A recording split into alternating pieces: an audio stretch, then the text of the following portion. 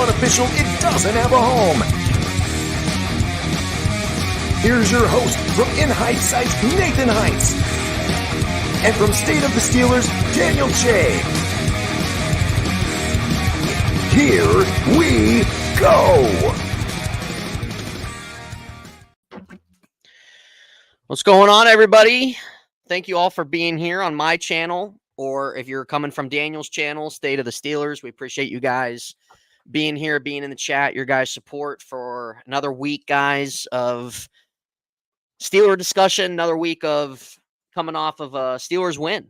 And we'll discuss about the game. We'll probably start there, Daniel. But good to be back here on a Wednesday night. Daniel, how you feeling up to this point, man? How are you doing? How you feeling after Sunday? And we'll get into everything.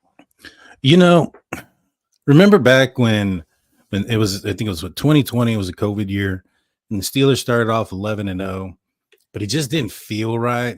Yeah. You know, that's kind of where I'm feeling right now. It's fair. You know, watching this last game against the Denver Broncos, you know, the first half, I thought that the Steelers played very well and excellent. You know, I think that the elevation component ended up being a bigger deal than probably what was expected. You know, they were wearing black. I think it was a warmer Sunday, and given the fact of their elevation, yeah, the air, it sounded like they got tired by the end of the game, but it really showed on both sides of the ball. But, you know, that first half against the Broncos was pretty nice. And then, you know, all of a sudden, they just kind of fell off. Yeah. No, I hear you, man. I kind of feel that same way, to be honest. You just kind of feel like there's just more to be desired at the end of the day. And we all know wins is the main thing that matters 100%. I mean, I think we all would rather be where we're at and be 2-0 than probably playing better and be 0-2. Do you agree? Oh, yeah, for sure. I mean, there are teams right now in the AFC North that are 0-2 that would wish they were in our position. Right, 100%. So we'll start off with the Broncos game, guys. Real quick, just seeing everybody. Mark, what's up, man? Good to see you. Hope you're doing well, brother. Glad to see things going well on your channel, man. So thanks for being here, brother. Concepts need a film review. Yeah, Daniel, Concepts wants a film review, man. Comparing Broderick Jones holds to what happens to TJ and Alex Highsmith. Are you down to do that? I can do something for that. I mean, it don't take much of a film review to see how bad it is, the difference. Yeah, no, 100%. You know, 100%. Those calls were just atrocious. Yeah, it's heartbreaking, dude, because 2-0. That's what I mean, man. You know, even through some of the things that I'm sure we all would like to see, we're still 2-0 at the end of the day, man. So that's what matters at the end of the day, doing enough to win. We'll talk more about it. Daniel, it's kind of heartbreaking with the first half, kind of what you said about Tommy. What's up, man? Thanks for being here. John, thanks for being here, man. Thank you, guys. The first half against Denver looked really well. I thought the offense moved the ball well. It's just kind of heartbreaking, some of those big plays getting called back, man. And those are just some big plays that have just been so minimal the last few years. And it just sucks when they happen and you just can't bounce off of it. And I will say, even though they got brought back, it's why I feel like that people just shouldn't look at Justin Fields' stat line. Does that make sense? And the second half of the game honestly did frustrate me, because the fact that Justin Fields had 101 passing yards the first half, should have had more if the penalties weren't there, and probably could have had a couple touchdowns by halftime. Ended with one, didn't turn the ball over, about 40 rushing yards or so around there. Or maybe a little less. I'd have to double check. But the fact that he only had 17 passing yards the second half, that bothers me. That bothers me a lot. It bothers me a lot that they went full conservative in the second half. I don't like that. I understand you're playing Bo Nix. I understand that you're a defensive head coach and you believe in your defense to bail you out more times than not. I get it. That's fine. If your philosophy is to win by defense, which is what they want, okay. But in this type of league nowadays, you're going to need to score points. And we've all been saying it for years. We've been saying it the last 3-4 seasons. So it's frustrating. I just hate the conservative approach. I hate the conservative mindset. And there's moments and times where playing conservative and safe makes sense and is the right thing to do. But when you're only up 13-3 or whatever it is in the second half against Denver, I'm sorry. You should not be going conservative. You should continue what you were doing in the first half, trusting Justin Fields a little bit. I understand turnovers have been a kryptonite for his career. I get it. But at the same time, you got to trust the guy who's your quarterback. You look at what he was doing in the first half. He was making some really nice throws. And if you look at his passing chart, it definitely looked a little bit better than the previous week. It seemed like they let him attack the middle a little bit more. But I'm just tired of the conservative game planning, man. I'm tired of it. Well, I agree with you to a certain extent. And I guess what the Pittsburgh Steelers were looking at in this situation was more of, all right, Bo Nix is not going to do anything against this defense. Yeah. The only way possible that the Pittsburgh Steelers are going to lose is if they flip the field somehow with a turnover, throw a pick six, something of that nature. And so I get what their angle at it, but their angle at it is as if they're playing a backup quarterback. And I think that that's been 2 weeks in a row where their mindset is that Justin Fields, number 2, is the backup quarterback. Sure. He is not going to be your starter. He's not when Russ is healthy. That tells me Russ is coming back in. Yeah. They trust him to a certain degree. Yeah. In the first half, it was all good and dandy to spread the ball around, let him go a little bit. You had the entire second half to recover if need be. And so second half, I get why they would do it. But to me, it just kind of shows me that they don't see him yet as the number 1 guy. Yeah. And, I think that he's going to have an opportunity to play this week against the Los Angeles Chargers. He's going to be the starting quarterback. Right. Tomlin came out on his press conference, pretty much said it again. Russ is limited participant, and until or when that changes, that's when they'll decide.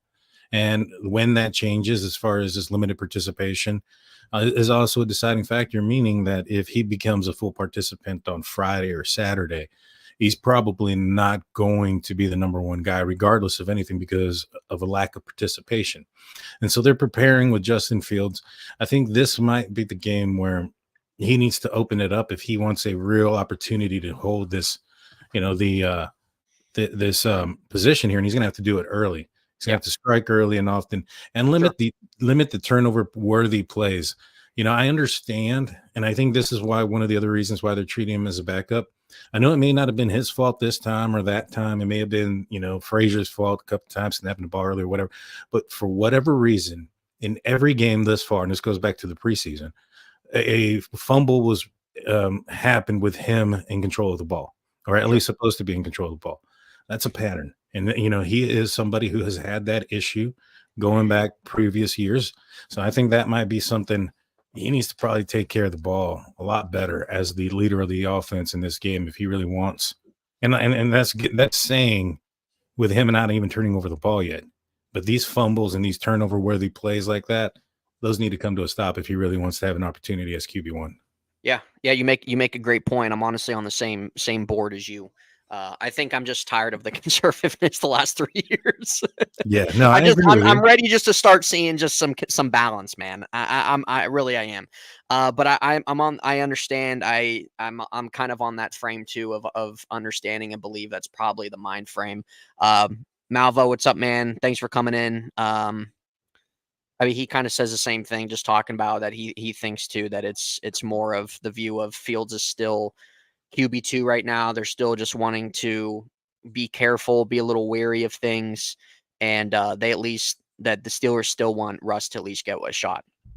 But yeah, so going off of that, good to see you, man. Thanks for being in. It's been a little while. Mark says conservative flags got in the way.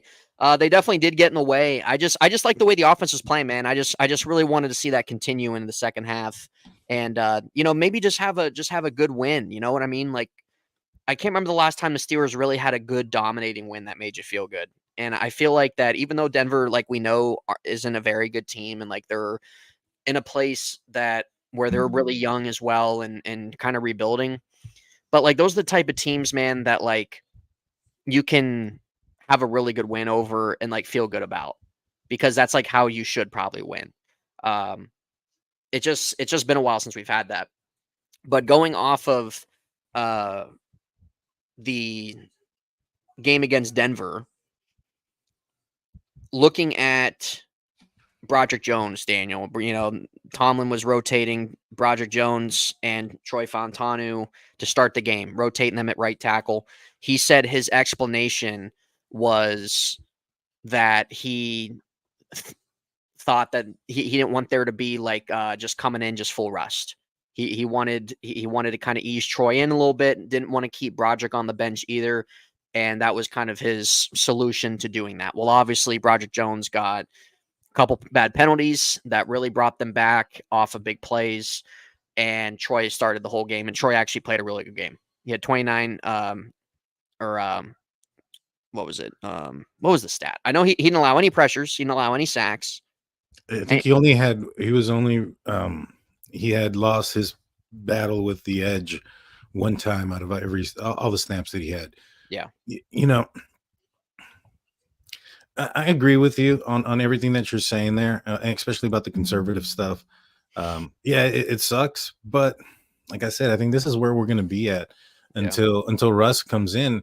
And when it comes to last week's game with Broderick Jones and swapping them back and forth, I didn't like that idea before the game. I didn't like it during the game. According to Broderick, apparently Broderick Jones didn't like it either. Yeah, that's what he said. Yeah, you said he didn't. He'd rather just not like play. Right. And, his attitude has been something that's been in question as well. Apparently there's been some reports going all the way back to training camp that, the Steelers have been questioning, his effort and things of that nature. And so, yeah, I think he needs to chill out. I think he needs to sit down for a little bit. I think that right arm that's all taped up and bundled up all the way to the thumb, it's bothering him. You can't be on the right side with a right arm that you can't really punch with.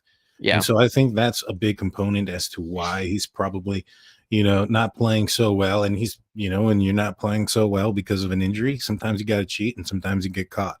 Now, I do think that those flags against him for the holding were pretty ticky-tacky, especially when you see what's going on with TJ Watt on the other side defensively and how they're holding him. Obviously, it's one-sided there. But more so when it came to personnel, my biggest critique and my biggest misunderstanding, or maybe not even that, but just like scratching my head, was the usage of the players. Now I know that the elevation was a thing and fatigue was really starting to be a situation, and I think that's one of the things that Tomlin stated is why he wanted to rotate Broderick in with Troy. But like George Pickens' snap count, I don't think he even got the most snaps at the wide receiver position or something like that. It was crazy. And then you had Cordell Patterson out there again when you have a healthy Jalen Warren and you have a healthy Najee Harris. That didn't make any sense. And then the snap counts or the snap counts between some of the tight ends that were out there. And when you have a Pat Freiermuth that you just paid a lot, these were some of the critiques of Arthur Smith last season and for the last couple of years when he came to the Atlanta Falcons and how he used his personnel with those stars. And I'll be honest, I'm a little bit concerned about that because I'm starting to see that here. And I think it is resulting in, when you don't have the best players on the field, it's not going to be the best results. I mean, you might get good results, but they're not going to be the best results. So I'm concerned about it. What do you think about the personnel usage from Arthur Smith thus far? Well, I'm afraid that it's because with what he likes to do, the word predictable has kind of been thrown around the last few years. And I'm not saying that his would be predictable necessarily, but a lot of times when you have those two tight ends out there, I mean, what's happening? You're probably looking at some play action bootleg around there, right? You're probably looking at maybe run to the outside or something like that. I'm with you. I don't like the Cordell Patterson usage over Jalen Warren. I don't like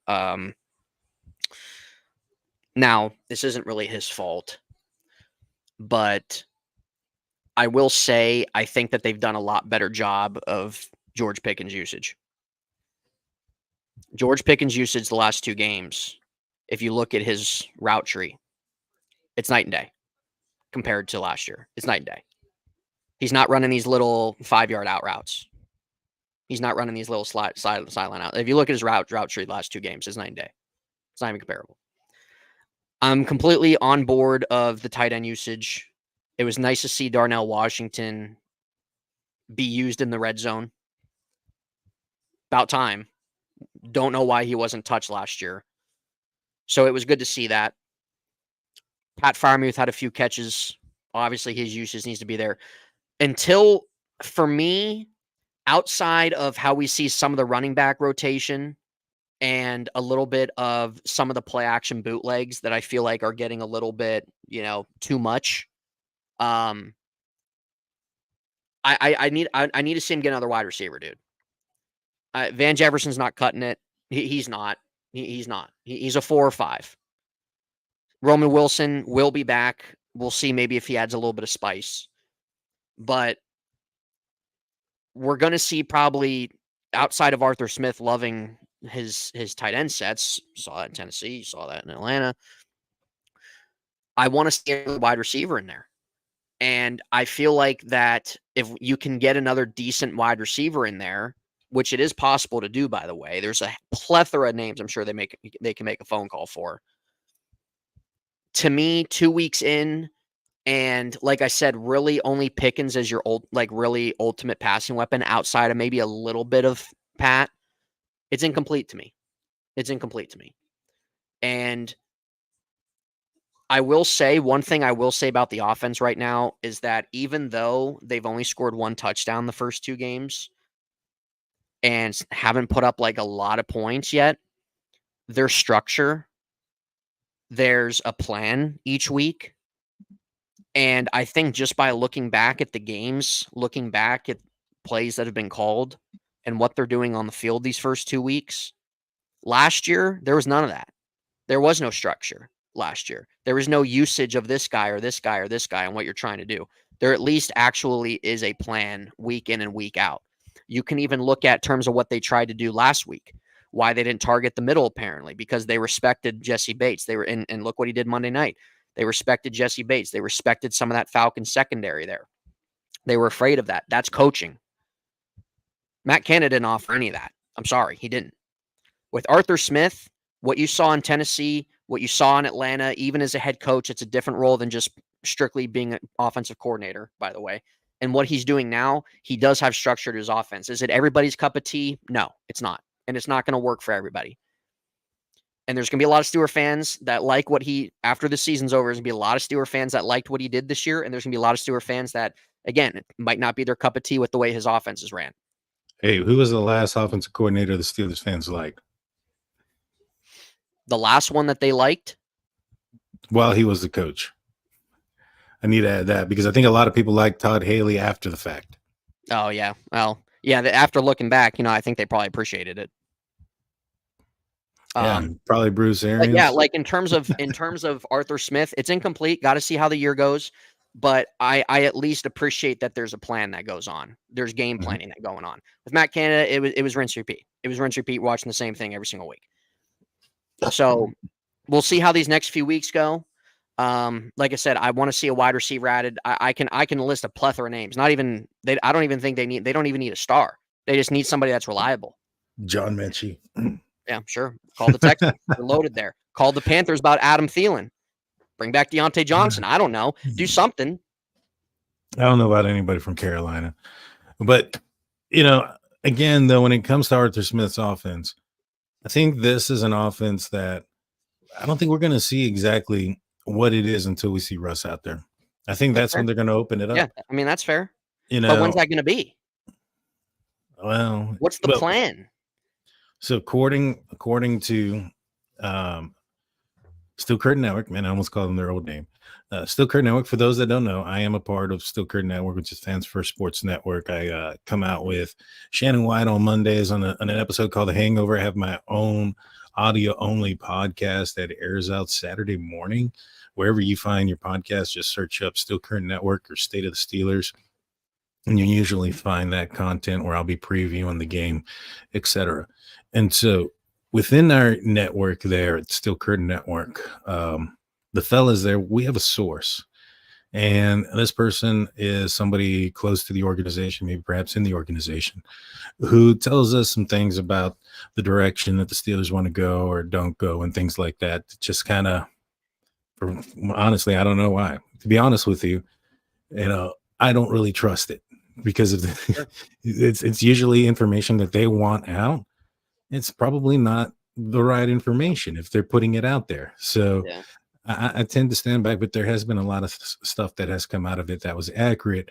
And one of it being that about 2 weeks ago, right around the Atlanta game, our source told us that Justin Fields was going to have all the way up into the Chargers game. They were going to give Russ that time to heal. I think that's how long it was going to be until he was going to be a full participant and be an actual potential player. And as we've seen, that sort of came to fruition here. That was stuff that they put out there a few weeks ago. You can go check out their audio podcast and also their YouTube. That's their source podcast that we have. And that's the information that they put out then. And it came out to be true. Okay. So I think that maybe perhaps next week in Indianapolis, that might be the time when they unleash Russ and maybe a little bit of the offense. I'm not sure how much they're going to throw it out there for him. He didn't play a lot of training camp. Didn't play very much in the preseason. So do you think this calf problem is just a little, it's not quite as serious? Well, so I was listening to Al Saunders. I believe it was Al Saunders. And he was saying that he saw Russell Wilson in the spring. And this was against Atlanta after the Atlanta game. He said that he saw him do the warm-ups and stuff. He was not the same. Mm-hmm. Like the mobility was not there. A shadow of what he was.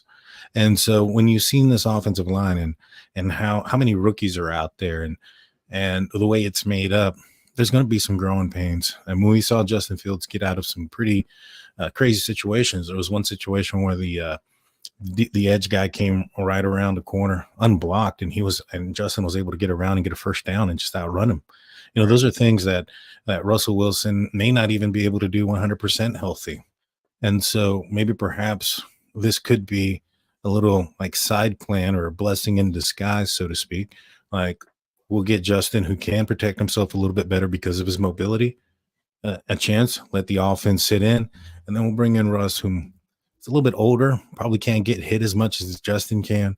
And maybe perhaps at that point they'll be able to, broaden it out and get going. Because at the end of the day, this schedule really isn't that difficult in the first half of it.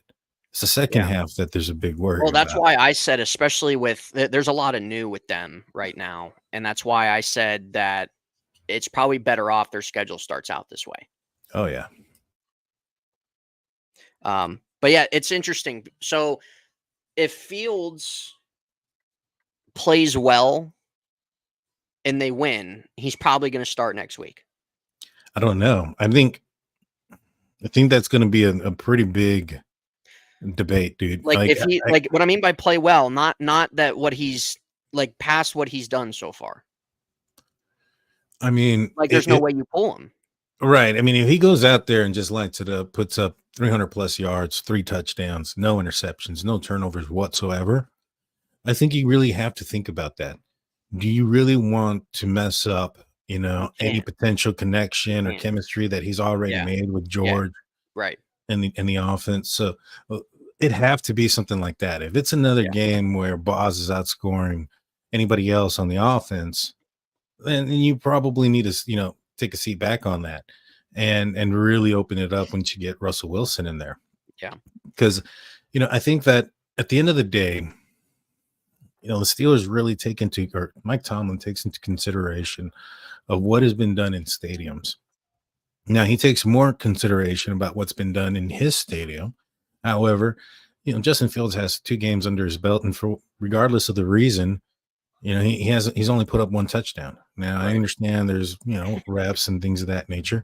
It's kind of like with Broderick. I understand he got some penalties on 6 plays that he was in, but Troy had the rest of the game and not 1 penalty. Right. And so regardless if they were treating it one way or another, he got the penalties. He ended up, getting to the bench. Same thing with Justin. Every game thus far, the ball has ended up on the ground. fumble. And that goes back to preseason. And that's been an issue and a thing for him going back to Chicago. And so until that changes and he shows that he can protect the ball, because Russell Wilson has shown he can protect the ball and be explosive and expand. I mean, that 26 touchdowns and not 8 interceptions last year. Yeah. Steelers would have dreamed for that. Yeah. And so he can protect the ball. He doesn't turn it over. He may hold on to it. He might get a sack. But at the end of the day, when you have a defense as strong as the Pittsburgh Steelers defense, as long as they don't make a mistake and shoot themselves in the foot and give them like an easy, flip the field at the 20-yard line or something like that, or give them a pick six, they're going to probably be in contention in most games. If Russ takes sacks, which we know has been a problem his whole career, what's the difference? I mean, Fields does as well. Fields takes sacks all the time. So much, right. What I'm saying is it's turnovers versus sacks. No. I'm not against what you're saying. I'm saying that I agree with what you're saying. I'm saying that terms of that aspect, it really wouldn't be much of a difference. So I mean the sack aspect. So with Russ and everything, yeah, I agree completely. So if they do put Russ in there, that's what I'm saying. What's the difference if the sacks is the only issue? Yeah, well, in terms of the turnover ratio, right, and probably just being more fluid in your reads and things like that. So, well, I think that you look at also the touchdown production and the good drives. Are there going to be some drives that end up getting shut down because he gets sacked or he takes a sack? Absolutely. But will he be able to overcome those? Does he have the resume that says that he's going to be able to overcome those things? And he does. I mean, this guy, if he ends up doing well, is a walking gold jacket. At the end of the day, he has to be really productive and has to do very well to do that. 100%. And that's a huge, that's a huge motivator for himself, because this is already his third team. If he goes somewhere else, now you're becoming a journeyman. I don't know how many journeymen there are in Canton. So Kurt Warner, maybe. Yeah, but how many teams was he on? That was 3 also. Yeah, Rams, Giants, Cardinals. Yeah, so you hit 4. Yeah, that's a different story. Yeah. So. No, I hear you, man. I agree. I thought going into the season, the best scenario was probably for Field just to sit a little bit and develop and work out those quirks in his game that have kind of held him back and learn from Russ. Obviously, that's not the case with Russ's injury. I just really have kind of wanted to see both guys play. Mm-hmm. I do if too. That makes sense, because I think Field, I think that most people agree there's a lot of things to like about Fields. We can obviously talk about the negative things and the things that have held his game back. Evie Warrior, what's the big news? The big news is Daniel lost me in fantasy. That's the big news. So. No, actually, there is some good news that came out of today. We'll talk. We'll talk about it, Warrior. We'll talk about it. Stay tuned. But yeah, I truly thought that was probably what the Steelers were thinking, and probably what made the most sense for most people. I know even there were a lot of people talk about how Fields should start the season, stuff like that. I like both guys in terms of our situation. Is Daniel 0-2? Yeah, he is right now, but it's all right, Daniel. I mean, dude, there's still 12 games left, bro. There's still 12 games left. It's all luck, man, There's still 12 games, brother. So just keep grinding, bro. Yeah. I feel like the Ravens right now. Yeah, that's pretty much it. Oh, and Z was at the Ravens game, guys, so he got to see them lose in person. Nice. He got to see him lose in person. So, yeah. But Ravens could go 0-5 for all we know. They got the Cowboys, Bills, and Bengals coming up. So, but yeah. So anyway, really back on topic of things. Depending if when Russ would come in, I think really the time it maybe would cause issues is if Fields is just playing really, really well, if that makes sense. And that would cause a divide if they would do that, which I feel like they wouldn't. But even if Russ does come in at some point and, Fields may be doing okay, just some poor stretches, some good things like that, just kind of your typical, right? The things that you like about him and then the things that have kind of been there, blah, blah, blah. I don't think it would be a death sentence for Justin Fields, if that makes sense. If they decide to pull Fields out and he's depending when that would be, but they would have a winning record, I don't think it's a death sentence for the guy. I think that it would just be, okay, he's just going to sit for a little bit. He can work on his craft. He can learn, develop. I think that's a big thing for young quarterbacks. Fields is only 25. He has started 3 seasons in the league. So he has the resume in a way, but I don't think it'd be a death sentence for him in the way that he won't be like the future of the team, if that makes sense. Like, I think that there's a possibility out there that he could be, and there's a possibility out there he could not be. But I like a lot of aspects of his game. But if they would decide to pull him, I mean, that's okay too, because I still want to see Russell Wilson in this offense. I think this is probably an offense a little bit more catered to him and kind of what they've set up and everything. But overall, I think that both guys are capable. I think both guys can bring more productivity offensively than what they've had in the last few years. I think really just the important thing is that you can at least get something out of either of these guys to lead you into next year. Yeah. Rather than like both guys, like it's just like, okay, like then you have no plan at quarterback. If that makes sense. Yes, sir. So, but yeah, going off the Broncos game, guys, we're hitting half an hour here. Let's start kind of going into the Chargers game this week. So going into the Chargers game and the news that I wanted to talk about. Yeah, here you go. Here's the big news, everybody. One, I think that the Chargers might be out of two players that could be huge contributors. I mean, maybe not out completely, but they're not going to be their normal selves. And that's going to be on the defensive side. You're looking at Bosa. He's been limited. He only had 14 snaps last week with a back injury. He's probably going to be on another snap count. And he came out and said he wasn't, but it looks like, with a back injury that only limits you to 14 snaps. It sounds like they're really going to nurse that. And you're going up against the Steelers. The offense that is going to want to run the ball, and they got some big, they got a big back there with Najee Harris. So, I think that's going to bode well for the Pittsburgh Steelers. And the other guy that might be, maybe not even be on the field, who's been a DNP, is going to be Justin Herbert for the offensive side. He has not been a participant for the quarterback position. He has an ankle injury, which when you talk about the Pittsburgh Steelers and their rush, let's just say he even plays this week. Man, he's going to be a statue back there. He's going to be limited when it comes to his mobility. And, the Steelers are pretty rough. TJ Watt coming at him. I think he's going to feel him early and often. I think that these two teams are already conservative. If Justin Herbert is limited and or even doesn't play, expect to see like a 12-6 game. You talk about a sleep fest. Probably. I might just put my pajamas back on at that point if we see a game like that. This is the week, ladies and gentlemen. You're playing the Chargers. They're 2-0 as well, right? They've put together their last two games. They have a healthy team right now. They've put together competent offense. They don't have any star comes off the paper in their offense, but they've had their offensive line's played pretty well. Herbert's banged up, so obviously that's a big factor. J.K. Dobbins has been great the first 2 weeks. Quentin Johnson had a really good game last week. But if the Steelers win 12-6, okay, great, 3-0. But you know what? Like I said, I'm going back to bed. I'm going back to bed at that point. There is zero reason to wake up for that game. This is the week. If this is what it's going to be, if it's true that this is going to be it for Justin Fields, that this is the big game right here in terms of him showing more what he can do, then you better open it up. You better open up that freaking playbook, dude. Because if you're going to limit him and play soft and conservative, then what the hell's the point? Do you know what? You might as well open it up for him. Let him try to make some plays. Do a little bit more in the second half if you have a lead. I don't want to see 17 passing yards in the second half. I'm sorry, I don't.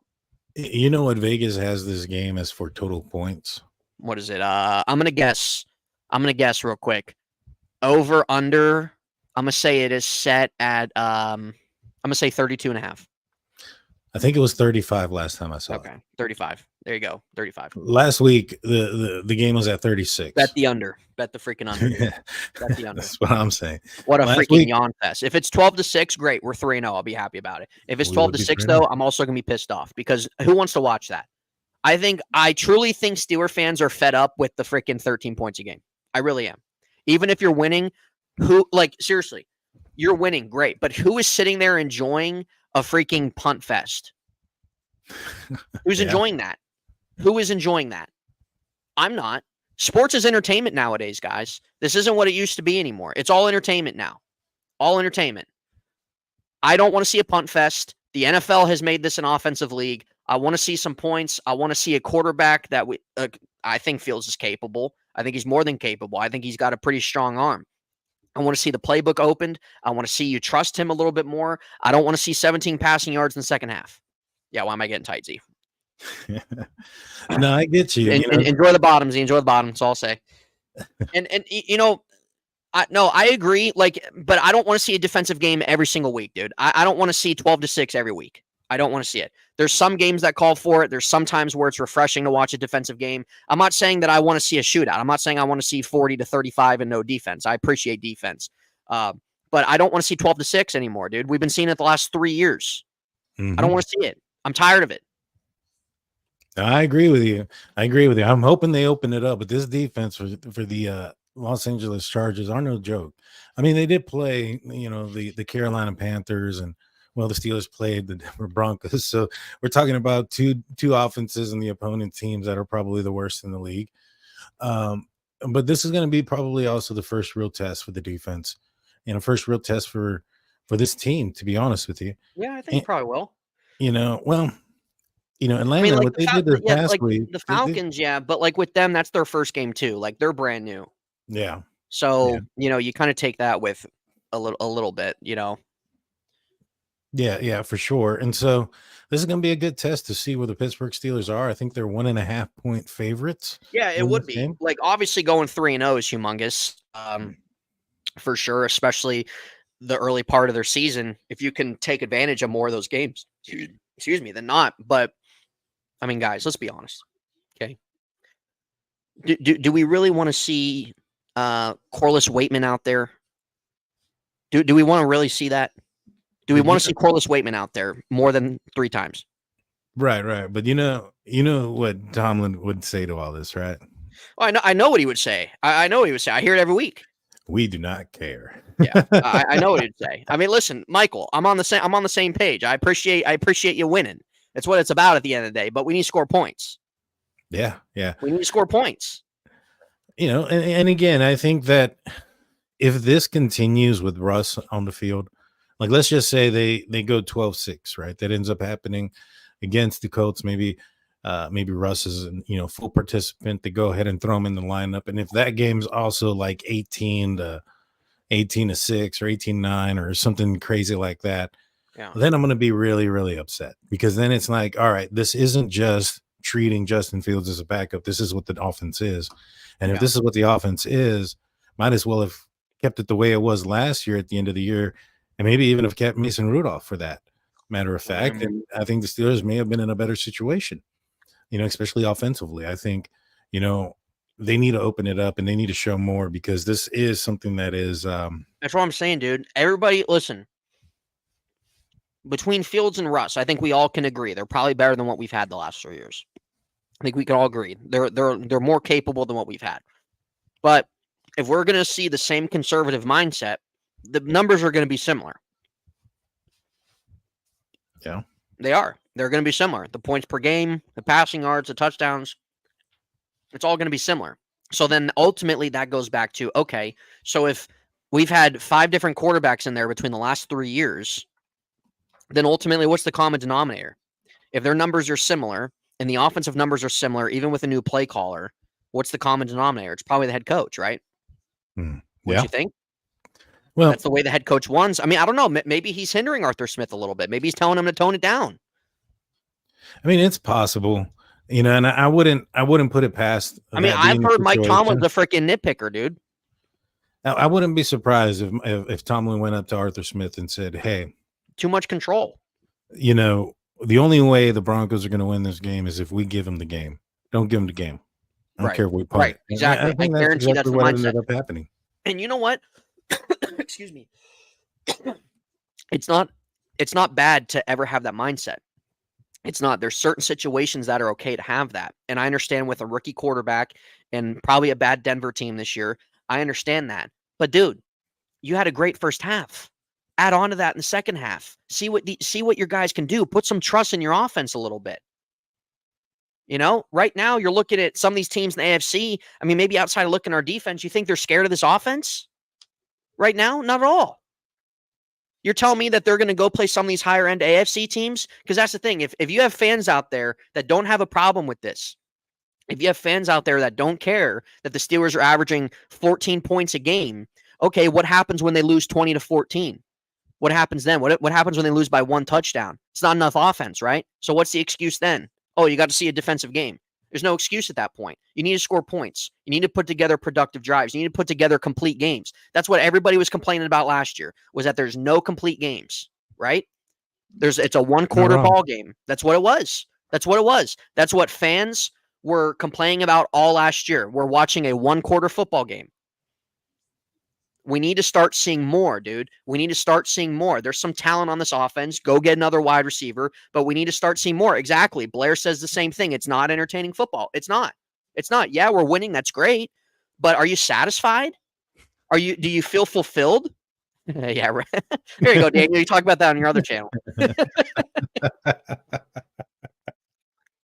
That was hilarious, JJ52. Thank you so much for that. So, yeah, no, I agree with you, man. You know, the offense needs to open it up. Look at the Titans game we went to last year. No, I know. That one was like another one. But, you know, again, maybe perhaps last year they saw what they saw in Kenny Pickett and used the same game plan. Like, hey, we got to treat him like a backup quarterback. And I think that's what's pretty much going on here. Until we see Russ, we're not going to see the real thing. Maybe they open it up a little bit more, especially in the first half, maybe give him an opportunity. But then again, going up against a defense like the Chargers defense, I just see this team going super conservative, especially if their defense is playing well. And if they're not playing if they're not playing Justin Herbert, or if he's being very limited with what he's able to do because of the ankle, I can see this being a very, very, typical Steelers game. And so, let's get into some scores, man. I think, my prediction for this is that the Pittsburgh Steelers are going to end up winning this game 19-12. God. Don't even crack 20 points. No, I can't, man. Until they show it, I can't say that they do it. No, I mean, I'm with you, but I'm saying, like, it's just awful. I mean, it really is. All right. Read off some of these and then we'll get yours. Yeah. Reaper says 23-13 Steelers. I'd be more than happy with that. At least there'd be some production on offense there. Offense comes alive, 28-17. Man, dude, if they come alive like that, I think Fields is playing week 4, bro. Afton comes in 13-12. Can you imagine a 13-12 game? I'm going to bed. Honestly, just going to bed. I think the same. VA, it's like he wants Fields to take it, but he hasn't just yet. I mean, that's possible too. Tomlin's playing a little bit of hardball, maybe, and just really want Fields to possibly just really come out of his shell. Fat Joe says 16-12 Steelers. Fordman Tommy says 20-13. There you go. Valley Ford 24. No Chargers picks yet. Actually, I did see one. I saw one. Malibu 28-13 Bolts. Want to see the Steelers win, but they don't need Herbert not to good score, enough, as you've seen with the O-line and running. Yeah, not good enough, guys. 6-3 Steelers. Man, I would rather see that than see 13-12. Yeah. I would rather see 6-3. I really would. 30-17 Steelers. Obviously, that'd be incredible. Yeah, thank you, Afton. I appreciate it. Yeah, you guys can follow me at InHeintzSight. Daniel and I have our podcast going on both channels. I am going to pick the Chargers to win this game, Daniel. Damn. Hopefully I'm going to pick the Chargers to win this game. Reason why is I respect Jim Harbaugh a lot. I think that he's a great football coach. Chargers have a healthy defense right now, which they haven't really been able to have the last few years or so. They don't really have that huge playmaker on offense anymore right now, but they've been putting together some pretty competent offense, respectable offense. They're not playing scared like the Steelers are. So I'm going to pick the Chargers to win. I don't think that they're going to light us up or anything, but I'm looking maybe at 21-17. I can see that happening. Yeah. 21-17 Chargers. There we go. That's what we'll go with. I will say this, for those that are wondering, when Nathan has chosen the Steelers or against the Steelers, and I have chosen the Steelers, I think we've won every time. I think when we both chosen against them, it's when it's not worked out. We're just keeping. We just want to go. We want to go 3-0, guys. We want to go 3-0. Yeah, Russ, what's up, man? Appreciate being here, brother. X Concepts once says 21-18 Steelers. Steelers. I mean, Yeah, that's a respectable game too. I could see that. I could see that. I would enjoy that kind of game if they can hit 20 points. And that's such a low bar. But to see the Steelers hit 20 points and it be a couple of TDs worth, one more field goal against the Falcons, that would have been 21, and nobody would have known the difference. Yeah, that's what I mean. No, JJ's saying he's kidding. I figured you were kidding. Chargers win 2012. Okay, so JJ's picking Chargers. Brian, you know us better here, man. You know this isn't a Charger channel, bro. I'm just not going to pick the Steelers to win every game. That's all it is. That's all it is. I'm not going to pick them to win every game. They can win Sunday. They definitely can. I mean, if I was going to pick them to win, I'd probably pick the same score, 21-17, or maybe not that actually. If I picked the Steelers to win, I'd maybe say like 17-14, maybe. If I would pick the Steelers going to win, but I don't know. Listen, I'm just respecting what the Chargers have done the first two games. That's all it is. I'm respecting what they've done. Herbert's been all right. Dobbins has ran the ball really well. Johnson had a really good game. And their defense is healthy, man. Bosa, Mack, Derwin James, freaking Asante Samuel. I mean, they have a healthy defense, guys. I don't know what else to tell you. Steelers defense has obviously been phenomenal, but listen, if they're just going to play one half of offense, then, I mean, I don't know what to tell you. Hopefully they clean up the penalties, but I really just want to see them open up the playbook a little bit more. I want to see them be a little bit more balanced, both halves. So I don't know. We'll see. Yeah, for sure. Yeah. Well, I'm choosing the Steelers, like I said earlier, and I think it was 19-12 is what I said. 19-12. I said Chargers 21-17. But listen, Steelers start 3-0. That'd be great because it rarely ever happens. So you know it. Yeah. But guys, each and every one of you, thank you all for tuning in. Daniel and I are going to end there with our predictions, breaking down some of that Denver game, transitioning into the game on Sunday. But thank you guys all. I mean, man, we've had a good bunch here, so it's good to see returning people. It's good to see some new faces, it seems like, or at least maybe that are maybe familiar with Daniel's channel, not my channel. So I appreciate you guys. You guys know where to follow Daniel. If you haven't, at State of the Steelers, you guys can follow me at InHeintzSight as well. Daniel and I, for anybody new, we will be breaking down Steeler content, Steeler game, and their future games each week, usually Tuesday, Wednesday, Thursday, whichever works out.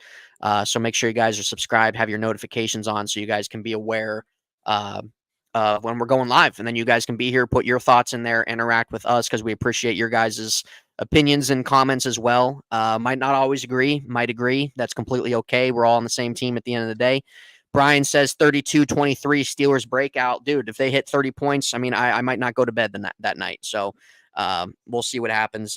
Change my score. Russ says 31-13. That would be absolutely beautiful. I think we all could kick back, crack open a nice cold one and just enjoy the rest of the day.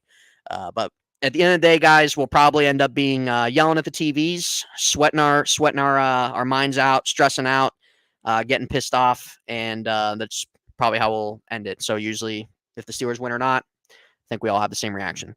Afton, appreciate it. Concepts, appreciate it. But so we'll see you guys next week. Like I said, hit the notifications so you guys can be aware. But thank you all for being here. Always good seeing you guys. And hopefully the Steelers will start 3-0 on Sunday. We'll see you guys later on.